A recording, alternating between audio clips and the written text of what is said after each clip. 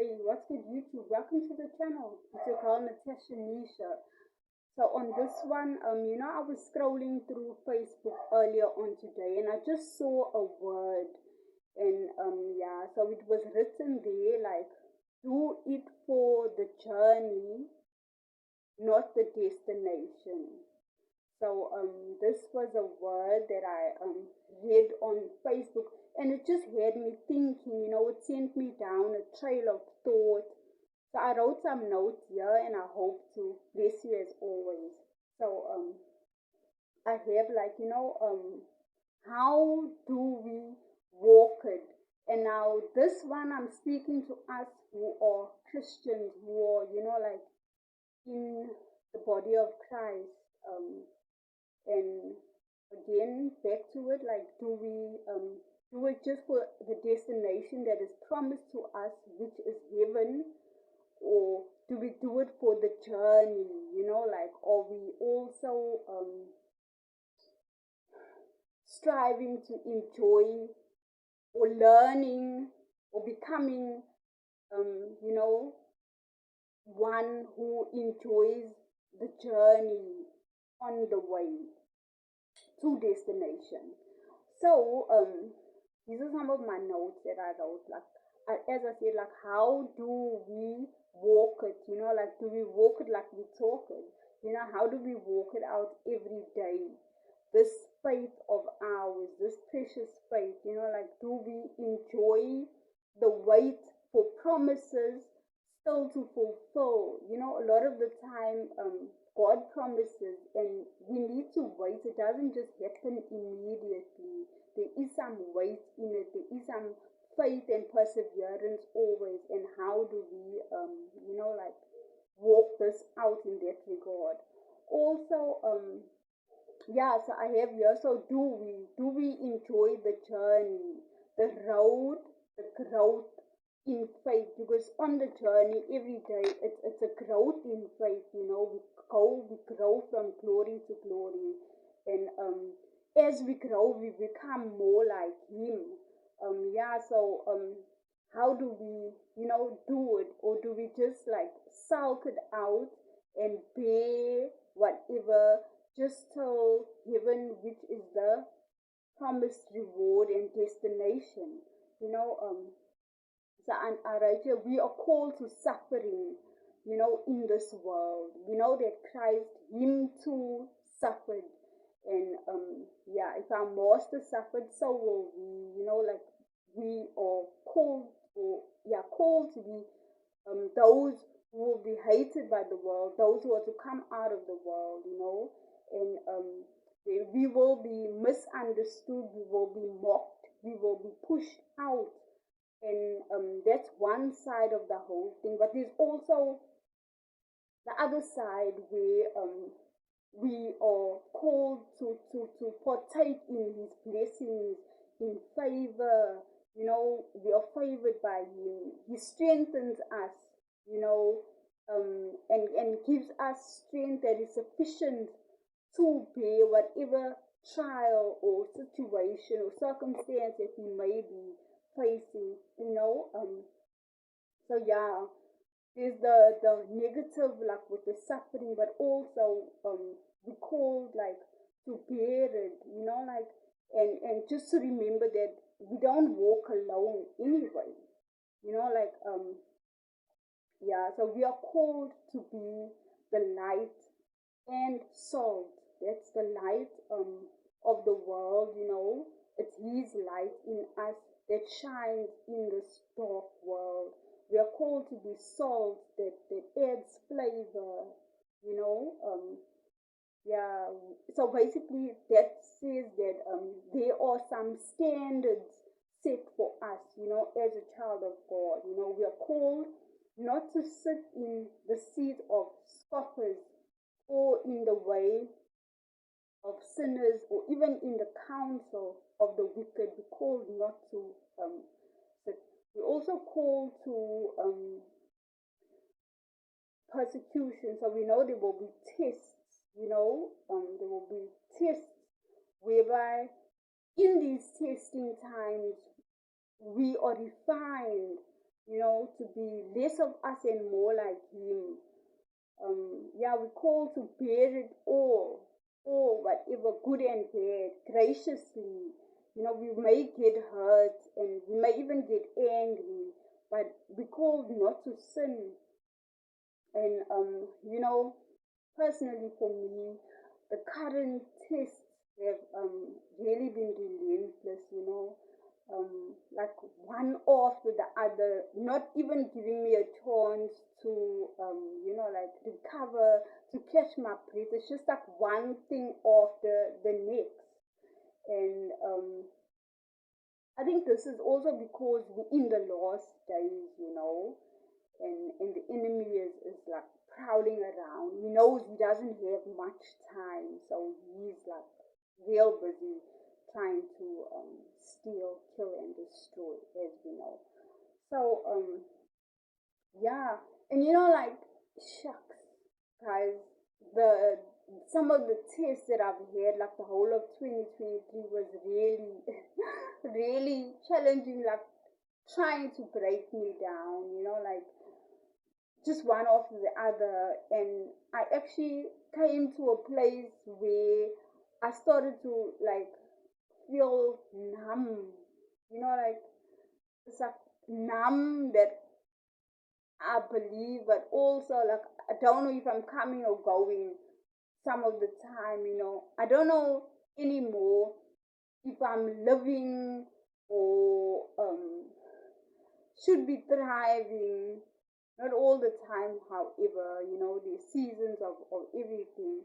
But also aiming not to just be existing, you know, is what it is.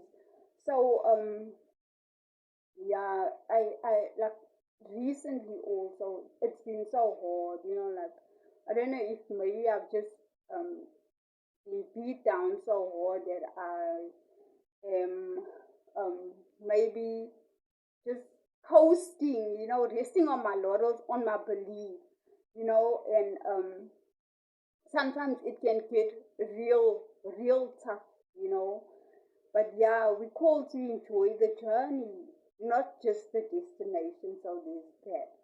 And then I have here in my notes, you know, like during these times, the times that I just now recently mentioned, you know, like when you like just numb and just worn out from it all, you know, like do you still find the time to pray? Do you still value prayer? Is what I ask. Also, first to myself, you know, the time to read the word. And I recently learned that you know, a Christian without a prayer life is not a Christian. There's absolutely no way. Don't call yourself a Christian if you don't have a prayer life. And so I'm working on this also. Bible reading is good and all, but that prayer life is super powerful. It's there where you get into that space, just you and the Father, intimate. You know, like it's almost like that place where you can eat of him. Like you come, you abide, you sit in him, you rest in him, you can speak, you can unpack, you know, whatever you're going through, you can get wisdom, direction, guidance, you know, you can learn new things, you can seek his face. All this is done in the prayer time, so it's super powerful. You can find like rejuvenation and refreshment, you know. He refreshes you also in those times. So yeah, I'm learning once again that prayer is super important. And yeah, it's a time where we can offload and get strength and get a vision I have here. You know, yeah, so how do we walk it out basically? How are we walking out this journey, you know, on the daily? You know, like so are we an example I have here? Like you know, can the world see any distinction, you know, with us in our lives, regarding our speech, even our dress code, our general lifestyle, you know? Do we live for an audience of one? which is God, or do we live to seek validation from the world? I have here, read 1 Thessalonians 2 and 4, which I'm going to quickly read. 1 Thessalonians 2 and 4. And there the Bible says, but just as we have been approved by God to be entrusted with the gospel, so we speak, not as to please man, but to please God who tests our hearts.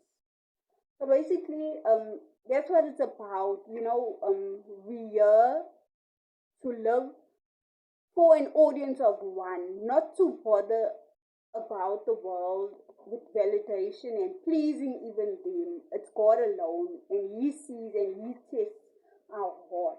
So yeah, I have here, do we live as ones who have a hope, even through all the pain we see, the pain we may feel, even the sufferings we see on the daily, the sufferings we may even feel, experience in our own lives, do we live like these overcoming, triumphant, joyful lives, are we enjoying the journey because we know that we have a reward and it's not in vain, and God is not a man that He should lie, or some of the thoughts that I was having, I have here. Do we remember that all these trials just come to make us strong? Whether it be hunger, whether it be job loss, whether it be loss of a loved one, do we remember in these times? Like, do we see His hand I have here? And do we trust His hand?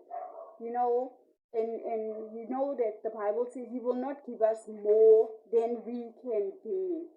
So there's that also. And then I have, do we trust His will for us, His word, His promises?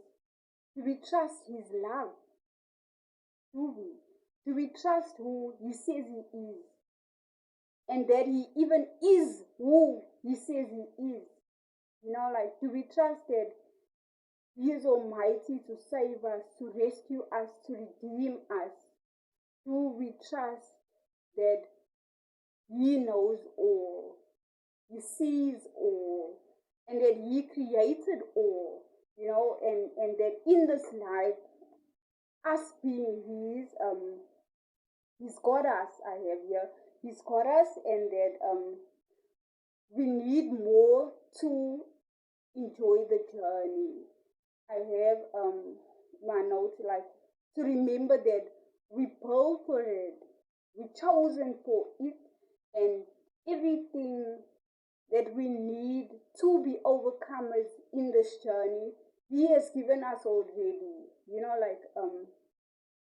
Or do we fall off and give up when things are not going our way?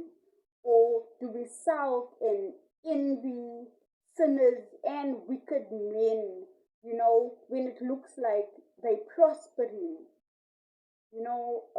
Yes, or some of the questions, and then I have here, like, do we do it all to develop His heart for mankind? And this just reminds me of a story. It's come so dark. My goodness, I think I'm going to maybe switch on a light. Maybe it's a bit of a difference. Okay, fine. Deal with me. So I have here, lastly, closing. As it's getting dark now, and people are starting to cut class again. Do we do it to develop His heart for humanity? And it just reminded me of a story that I wanted to share, and that is that I've been persecuted and been through like the most, that I actually come to a place where I started to hate people. I started to hate my neighbors. I started to just hate my community, and I was like feeling such hate because people were always against me for no reason. But on the same side, on the other side rather, I'm like, Lord, how can you use me? If I've now developed this hate kind of a thing. And yeah, so that was getting me down a bit, you know, because like these people were relentless and it was a daily thing. Either ways, recently I I was like sulking and soaking in this hate for some time, and recently I saw a situation whereby somebody was like leading somebody else to hell. How people can do in this world, and I was actually affected by that, and I felt that that was God's way of showing me that no, you still have a heart, you know. So that gave me peace. That was now just yesterday also. So yeah, these are some of the thoughts that I had on that word that I found on Facebook where it was said, like, do we do it just for the journey, or or that we are to do life also for the journey, not just the destination. We're supposed to enjoy it every day. We're supposed to enjoy the journey and not just sulk, for lack of a better word, till we reach the destination. So that's all for this one. And I hope it can bless you and can let me know your thoughts. And I'll see you on the next one. It's been me, finding my higher voice as always, your girl, Natasha Nisha. Peace out.